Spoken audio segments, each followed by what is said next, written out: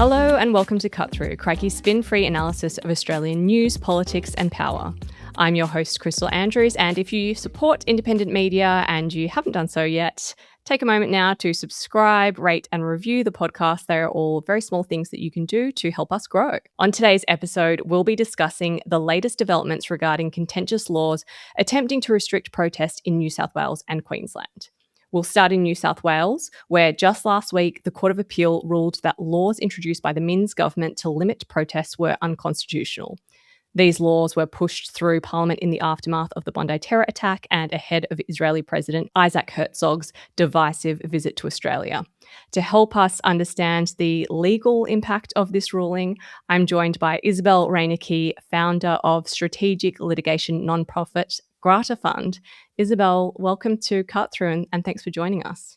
Thank you so much, Crystal. Glad to be here. Now, regular listeners of Cut Through might remember that we did talk a little bit about the changes to the New South Wales protest laws a little while back on a previous episode that we did with lawyer Michael Bradley. If anybody wants to go back and listen to it, the link for that will be in the description. But for those of us who are new to this story right now and maybe don't have that context, could you give us a brief summary of what the Minns government had tried to change, or I guess they did successfully change at that time? Yes, definitely. So what the Minns government did is introduce something called the PARD scheme, PARD, which enabled the police commissioner to declare really big areas of Sydney essentially protest-free for up to a couple of months at a time if there had been a terrorist event. And interestingly, that terrorist event didn't have to have taken place even anywhere in Sydney or Australia. It could have been something that happened anywhere in the world that triggered this right for the police commissioner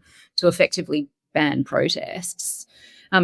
The tricky piece about it, which is worth understanding the context that came before that regime, is that New South Wales already had a less than perfect, I think fair to say, protest regime. And what that has meant is that protesters, if they're organising one, would need to apply for something called a Form 1, which gave the police the ability to say yes or no, you can go ahead with the protest. And that's criticised because it's saying, well, effectively, we need permission to protest, and that's actually not consistent with our international human rights protections and arguably Australian human rights protections as well. But at least under that system, if the police said, no, you can't go ahead with your protest, protesters could go to court and say, hey, we think the police have made the wrong call here. Can you have another look at this? And that's why we've seen a lot of court cases over the years where protest organisers have been declined a Form 1 by police and they've gone to court and had the court either agree or disagree with the police. In this instance with PARD, it just really meant that automatically Form 1s were being rejected. And that's what happened with the protest in Sydney in February, which was that protest organisers sought a Form 1. It was rejected under this PARD scheme. And the reason that created further problems is it meant that people could have criminal charges when they typically wouldn't at a protest. So usually if you got a Form 1, your process would take place, and the sort of rules that typically apply wouldn't apply for a period because police and government understand, okay, you want to have a protest, that probably means people are going to jaywalk a bit. There might be some disruption, and that's okay. We're not going to fine you or criminalise you for it. What this meant is that no matter, whether you were in a legitimate protest or not, you could be charged criminally. And it also gave the police extra powers to move people on that they don't typically have, which resulted, I think, in some of the real escalatory stuff that we saw in Sydney. Yeah, I think on that previous episode, the way that Michael Bradley had explained it is that it's not like the police with the Form 1 can give you permission to protest or not. It doesn't take that right away, but there are additional protections, as you say, that would be afforded that are removed. In this case, just removed carte blanche. It basically just meant it's impossible to protest without breaking a law. Versus under a Form 1, you would have an opportunity for those laws to be suspended for a moment.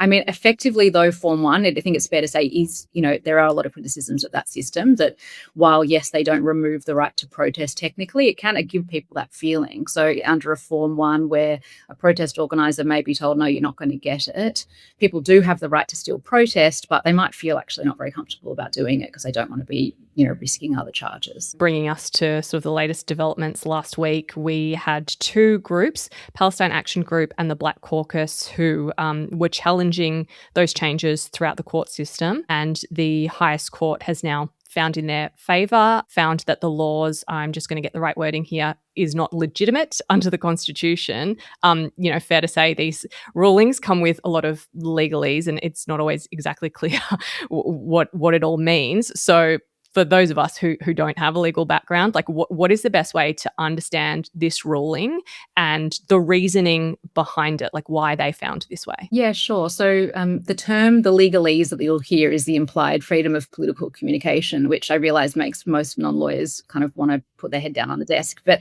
is actually quite exciting for lawyers because it's essentially a value that the court has decided a long time ago, about 30 years ago, that without the ability to talk about politics and to express your political views in Australia, the rest of our democratic system falls over. It can't function. And so what that means is in the Constitution, there is this implied principle that people need to be able to communicate about politics. And the court also accepts that, sometimes there might be legitimate reasons why a government might need to temporarily limit a form of political communication. And it's accepted that there are some circumstances where that happens. But in this case, very, very decisively, the court found that actually there is really not a legitimate reason for this law to exist. There are a few tests. I won't kind of bog you into the detail of the tests, but effectively the court even went beyond the first step that could have, said no on that basis and said there's no legitimate purpose for this. But they also actually said that beyond that, even if they had not, even if police hadn't lost on that first count, on the next count, actually it's not an appropriate or adapted form of law either. So effectively it went way too far and it wasn't for a legitimate purpose. And I think there was some really interesting discussion by the court of what that means, because the New South Wales government, New South Wales police were saying, it's about social cohesion, this law. And the court really, questioned that definition of social cohesion and the idea that ensuring that a subset of community doesn't cause a disease or, offence to another subset of community is actually not a sufficient reason to shut down political communication. That point is very interesting. I think important to understand because even, outside of New South Wales, and there'll be a discussion later on in the episode about laws in Queensland, that argument about social cohesion and comfort is the one that's being advanced as the justification, the basis for a lot of the moves by governments and by police in the action against protests that we're seeing. So it's interesting that that's been specifically pointed out by the court in New South Wales. It's also just a really interesting one in the context of protest because actually, social cohesion, you're not aiming for everybody to agree in social cohesion. You're trying to have a group of diverse people, large group of diverse groups of people to be able to function as a society. And actually protests provide actually a really useful tool for social cohesion because they provide a release valve to people when they feel like their voices aren't being heard. So actually, conversely, restricting protest, I would argue, is actually bad for social cohesion itself. Yeah, I would say that would be a position a lot of Crikey subscribers and listeners of this podcast would absolutely agree with. Is this the end? Can the New South Wales government, challenge this ruling? Is this the end of the road in terms of the decision on those laws now? Yes. I mean, this is extraordinarily decisive by the New South Wales Court of Appeal. And, what comes next for the New South Wales government is, do they want to pass new, different legislation that they think actually would work under the Constitution? We'll have to wait and see what happens there. Yeah. There is a big question that still kind of hangs over all of this, which is what this ruling and the fact that these laws now are comprehensively struck down means for the people who were arrested or charged at that Sydney protest against Isaac Herzog. Will there be, I'm not sure exactly what the right language is for this, but will it be that we see people have either charges dropped or withdrawn on the basis of this ruling, even potentially see people seeking their own legal remedies for being pursued under what is now an unlawful law? Yeah, I mean, it's a really interesting question. I mean, you would hope from a just purely political perspective that the charges are dropped against people, but it is a little complicated by the legal regime that existed because the police in this instance had power under two different bodies of law, one which has now been deemed illegal, but they also had powers under a major events rule. So it's possible that police will say, no, these charges are legitimate because they were made under this major offence power, not under the PARD scheme. So we're going to have to wait and see what they say. A court may legitimately look at that and say, well, we actually can't really tell which one that you were acting under, and so we're going to say that these charges shouldn't apply. So that leaves us at a kind of wait and see of what happens with the charges that have been laid so far. There's a separate question which is interesting about, people who were assaulted by police and whether they might like to take legal action. And it does seem like there may be some legitimate claims, civil claims against the police force for damages. We don't like to see police assaulting people. I think that's a pretty reasonable expectation in society. And the court may agree that actually the police behaviour, regardless of the powers actually, would just went above and beyond. And that may have occurred actually even if the PARD scheme was still lawful. That police behaviour, the police do not have a right to beat people up, basically. So it'll be interesting to see if people do pursue claims against them.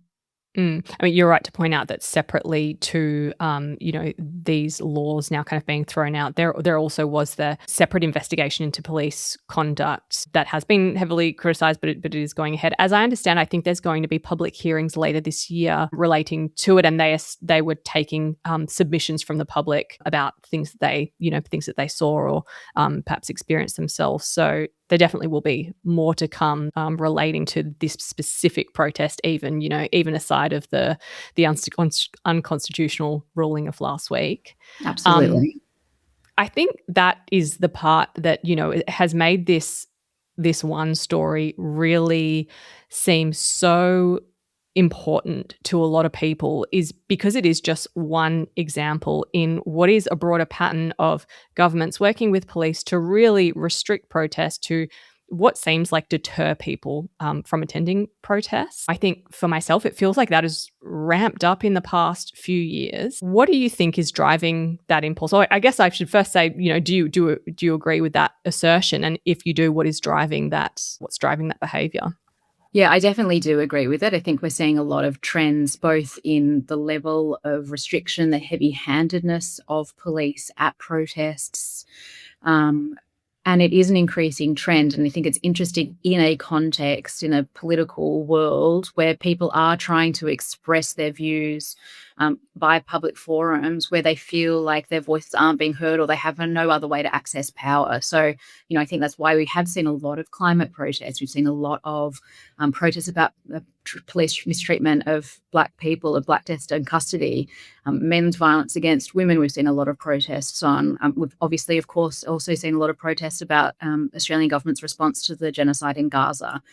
People have concerns that they are not seeing heard and taken seriously by the people who have the power to make decisions in our country.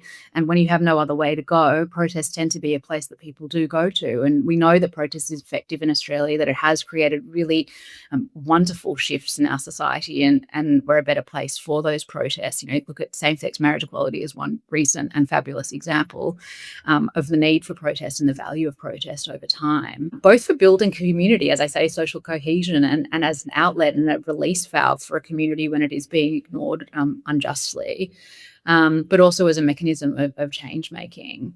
So I think you've seen an increase in this really sense of dissatisfaction, a lack of agency between what people are saying to government and what is then happening in government, that leads to increased protest. But I think we've also seen the normalisation of restriction on protest in recent years that is really concerning. And I think really, to me, the root of that is the fossil fuel industry. And it's very public work over the past decade or so to restrict protest rights around Australia and also around the world. Apparently, Australia is one of the most criminalised jurisdictions in the world for climate protests. Wow. And you hear that from fossil fuel executives themselves at their conferences. There was one about a year ago where major fossil fuel executives were talking about the fact that they had effectively won the narrative on protests because they had shut down so many protest rights across Australia. And that has really just normalised this idea that government can restrict protest. And you're seeing that now be extended and extended and extended. And there are, concerning signs that governments are going to continue to remove protest rights where it is politically inconvenient for them to have on the front page people protesting about decisions that they're making. It is a issue that is certainly not going away. But Isabelle, I really appreciate you walking us through this most latest ruling today, and it's one we'll continue to follow on Crikey. So thank you very much. You're so welcome. In Queensland, we're seeing a different approach policing people's language rather than their presence. So to unpack that side of today's discussion, I'm joined by comedian, author, lecturer in journalism at the University of Melbourne, and most importantly, Crikey columnist, Sami Shah. Sami, welcome to Cut Through. Thank you so much for having me.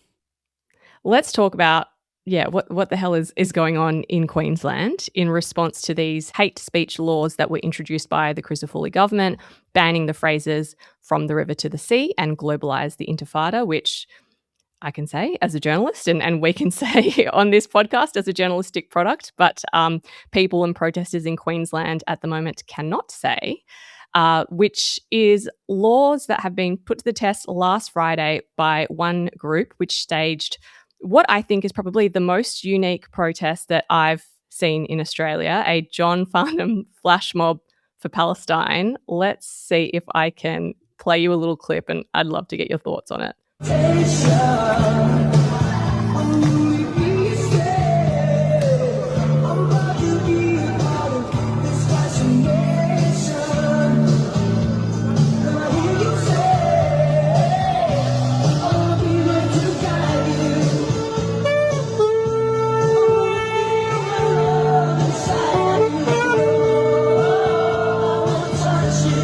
I mean, the sax coming in was, I think, my favorite moment.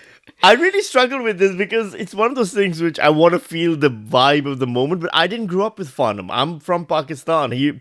John Farnham didn't cut through. So that kind of nostalgic love for everything Farnham related, which, by the Crikey editors are obsessed with the guy. Yeah, it's true. I just don't have it. So even that song, I had to Google it and then listen to it once, and I was like, it's all right. Not my cup of tea. Whatever. Oh, for me, it transports me immediately back to my childhood. I'm right back there in the living room in like 1997 or whatever it was. Look, if there's a values-based test for immigrants, John Farnham better not be on it, is all I'm saying, because we will all fail. Well, I guess, the point of that song being, it's been taken up as like the theme song for these protests because of the lyric in it, "from the river to the sea," which is not used in the song, I guess, to be clear, in support of Palestine, but is, of course, the banned phrase. And I mean, we're having like a bit of a giggle about it, and it is clearly meant to be quite tongue-in-cheek, but it is also like a genuine challenge to these laws. And Queensland police did arrest 20 people at the time that I last checked from this protest on charges of either displaying or reciting a prohibited expression, and I guess there potentially could be more to come. And so, Sami, I wanted to pick up on something that you had written in a column about these laws. You wrote, "The ugly truth is that hate speech laws always sound much more sensible in theory than they look in practice. In theory, who wouldn't oppose hateful speech? In practice, the category turns to mush the second you lean on it." What do you mean by that? I mean, I think it's the idea around how do you define hate speech? Because on a general level, nobody wants hate speech. Everyone is agreed that hate speech, spewing any kind of hate is a bad thing. This kind of dates back to early cancel culture stuff from the 2010s even, where it was like, we're not canceling people, we're just against hate speech. And even then, the problem was always the same. One person's hate speech is possibly another person's truth or personal expression or whatever. And when you start getting into these definitions, from the river to the sea is a very specific example, where if you're a Jewish Australian who is also, is committed to Zionist ideology with regards to the nation of Israel, then the phrase "from the river to the sea" can be seen as anything from an expression of dispossession to an expression of genocide or intention towards genocide. But if you're a Palestinian or a pro-Palestinian, it might be meant as an expression of inclusion. It might be meant as an expression of criticizing Israeli policy towards Palestinians. Or it might be, and I've heard it used that way, meant as an expression of genocidal intent. So it is kind of varied in that regard. And, I'm a minority, I'm an ex-Muslim. If I criticize Islam, am I now committing hate speech against Islam? If people within intra-racial communities, there's all kinds of language we have. The idea is always great. the problem with policing law. And that phrase you just used, for example, that the police had arrested 20 people over, which was, I can't remember the exact wording. Can you just read that out again? That they arrested people for signage and? They arrested people for displaying or reciting There we prohibited go. expression. Yeah. Reciting prohibited expression is a bizarre and absolutely, and it sounds cliched to say it, Orwellian bit of language. Reciting prohibited expression should not be something a Western liberal democracy ever has as a legal prohibition, and yet here we are. Because it sort of divorces the actual phrase itself from any intent. Like if you are simply reciting something, does that mean that you mean it? Exactly. And I mean, we've had, in Victoria, we had Tom Ballard, the comedian, who kind of faced some of these problems where he was, the Nazi salute is outlawed here, but he was performing an aspect of the Nazi salute in a satirical fashion during a comedy show, and police were involved at that point as well. Intent is a big part of how we speak, So intent are police now judging intent in language and in expression? And even if they have the ability to do so, what happened to free speech as a basic tenet of our civilization, of our society and legal system? So there's a lot of problematic areas there, and they all go back to that fundamental question of how do you define hate speech? Is it just because one group of people feels that the language and wording is hateful towards them? Because if that's your definition, then any community can have any number of language things outlawed, and we might not want to go down that road, and yet here we are. And I suppose ultimately any community could put forward their argument for what hateful speech against them might be, but ultimately the people who do decide are the authorities, I guess in this case, the Queensland government, and then it is enforced by the police. So that rests with them. And I suppose it is a question of like how comfortable people are with the ability of those groups of people to, in good faith, ascertain those ideas around intent and meaning and harm and all the rest of it. Yeah, absolutely. And then there's the purpose of the law. Or like, is the law there to take the power away from that phrase? Because it's had the opposite effect. Right? That's a very important part of this as well. If the law can be bypassed by swapping from for between, for example, you haven't regulated the idea, just regulated the phrasing. You've now turned this into a slogan that has more potency because of the restriction you've applied, as we've now seen, where it's being used as a point of protest, and not just for Israel's actions in Gaza, but also for free speech actions in Queensland. And so you've made that phrase something even larger than it, for example, previously was.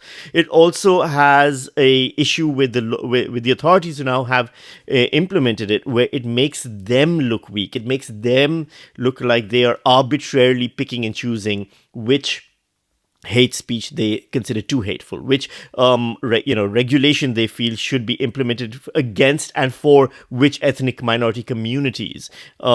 All of which feeds into conspiracy theories, anti-Semitism, all the problems that this law purports to try to avoid or stem, and I feel is actually encouraging and advancing in many ways.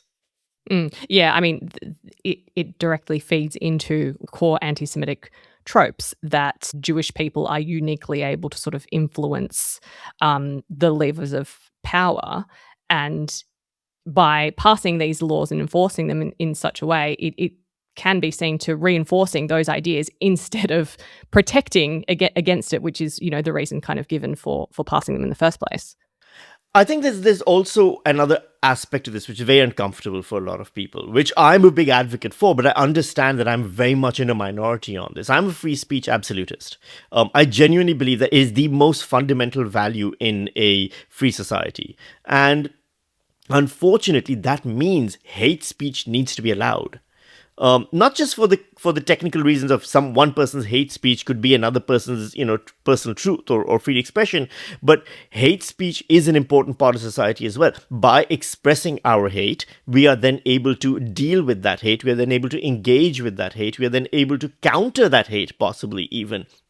One of the messages that I got after I wrote the column a while ago was someone saying, look, if schools and education institutions had taken the time to teach young people about the importance of anti-Semitism and how to counter it, then we wouldn't be forced to make these judgments, right? We wouldn't be forced to now enact these laws to cauterize a wound.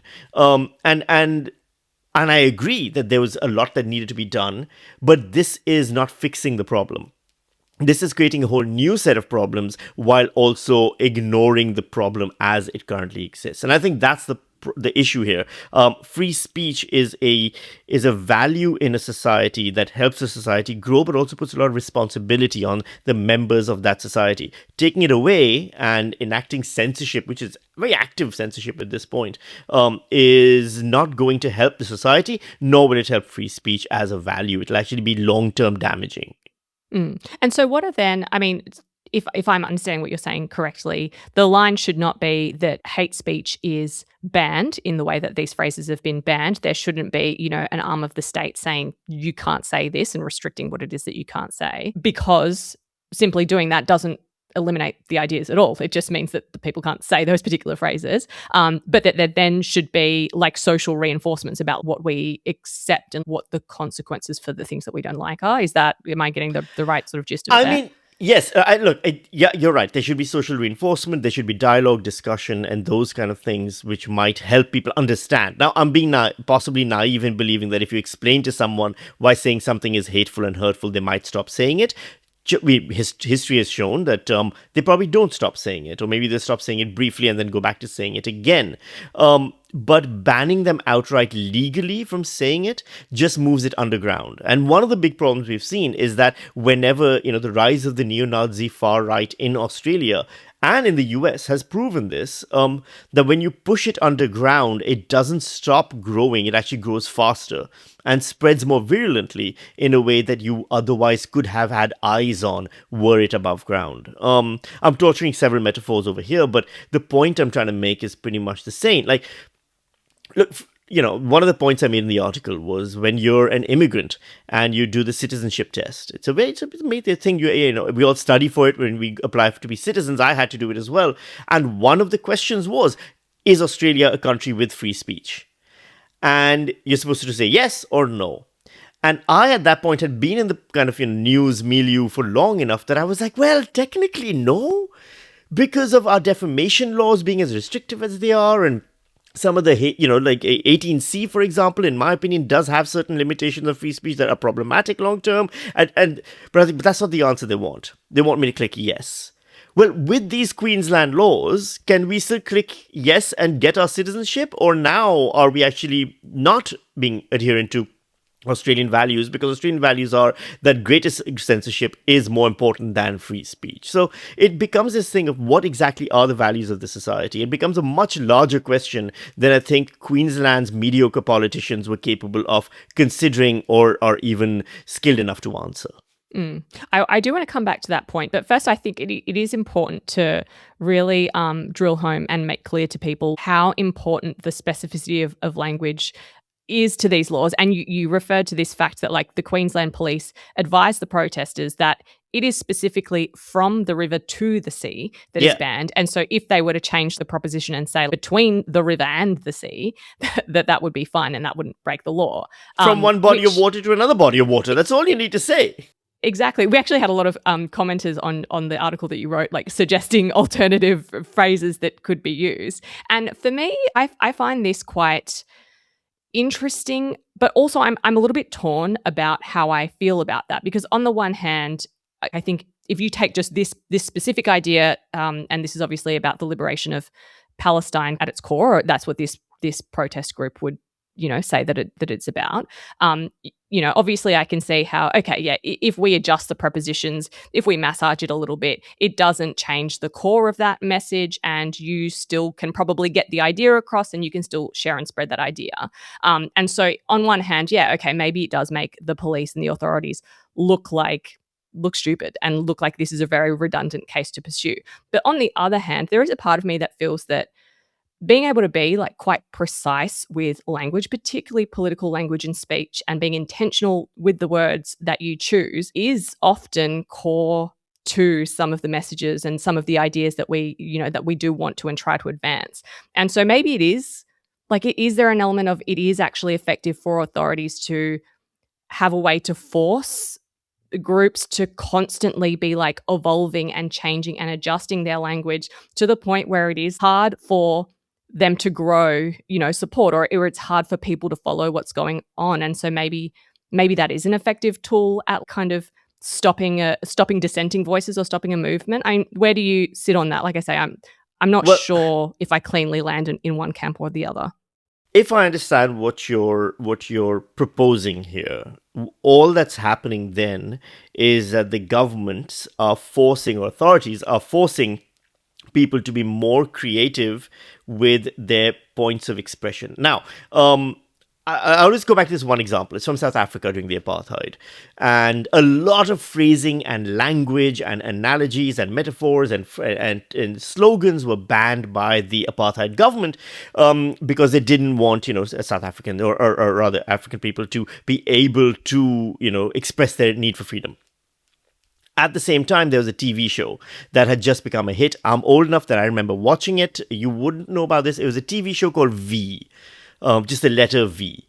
And it was about aliens coming to Earth and pretending to be human. And then humans discover that they're aliens, but it's too late. And the aliens have now started farming the humans and colonizing them and putting them in, and trapping them and killing them, etc., etc. And the way that the humans started protest movement was by spray painting V for victory in red on certain places. That became the poster of the show. That V started popping up all over South Africa, because that TV show was available. And so now that became an expression for the ANC and for the South African movements to, voice their expression of freedom. That's the same thing that always happens. When you ban certain language, when you ban certain expressions, Weimar Republic did ban a lot of Nazi imagery, ideology, as well as expressions. They didn't go away. And I'm using two extreme examples here for a purpose. So the one is an example of people wanting freedom, which is South Africans, against the apartheid government, and the other is Nazis wanting oppression and murder, against the Weimar government. But both of them were censored by their respective authorities, and the censorship did not have the desired effect. What you're pointing out, that this might create a more specificity of language, I think that specificity comes through debate and discussion. I think one of the ways, for example, that might have been done better is when, and I know it requires a lot of open-mindedness and open-heartedness from both sides, from the people saying from the river to the sea and from the people who are hearing from the river to the sea. But what's the point of all these tools we've developed? What's the point of all these TV shows we have where everyone sits at round tables, these podcasts we have where everyone has discussions and conversations? We've built entire societies to have responsible conversations, and we don't have any of them. Instead, we just hand the power to legislation to fix the problem. So the problem then doesn't get fixed. Instead, it just gets worse. I mean, it's a very good point. I can see that. And it is, I guess, like kind of ironic in a sense that we're, attempting to have these discussions and facilitate those kinds of conversations at the same time that, or at least the political right in Australia is also trying to advance a parallel discussion about immigration, who can come to this country, and that quote unquote Australian values should be the test. Belief in a quote unquote liberal democracy should be, the barometer of who gets to come here. You kind of did touch on this before, but it seems like it feels just as ironic to you that the same groups that are trying to make that argument are also participating in passing laws like what we've got in Queensland. Do I believe in too much free speech now to qualify to be an Australian if I was applying for migration right now? Like, that's a bizarre place we've now ended up in, where and free speech has become this kicking ball for a while now. It used to be the left was pro-free speech in the 80s and 90s, and the right was a very conservative and censorious. Then the right became the free speech advocates in theory, particularly with regards to 18C, and the left became very censorious with regards to things like cancel culture and political correctness, etc. And now we're back again on the other side, where the left is fighting for free speech and the right. And the point that I try to consistently make is the one issue here isn't free speech, it's hypocrisy. the basic fundamental value of free speech and understanding the importance of free speech is that it's not the speech you like, it's the speech you don't like that you have to protect. Because if you take away the speech you don't like, eventually you will also lose the speech you like. It's a very fundamental principle of free speech and something that should be taught in schools and probably isn't.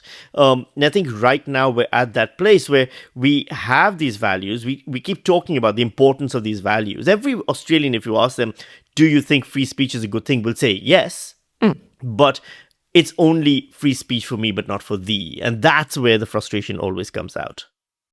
Do you think that that message actually might be coming through sort of ironically with the passing of these laws? Because I guess anecdotally, I speak to a lot of people who, you know, are not necessarily as plugged into those listening to this podcast, and they all think that this is bad, you know, this is a bad thing. And so maybe it's kind of getting us there even counterintuitively. Yes, I think that's definitely one part of it. It's the old comedian Dave Chappelle had this bit when during the first Trump term in 2016, where he was saying that it's really interesting that most people who never talk about politics or care about politics are now suddenly interested in politics.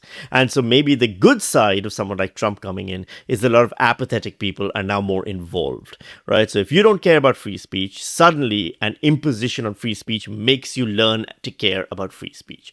But yes, ideally, you know, and look, at the same time, I am very aware of the intention behind these laws.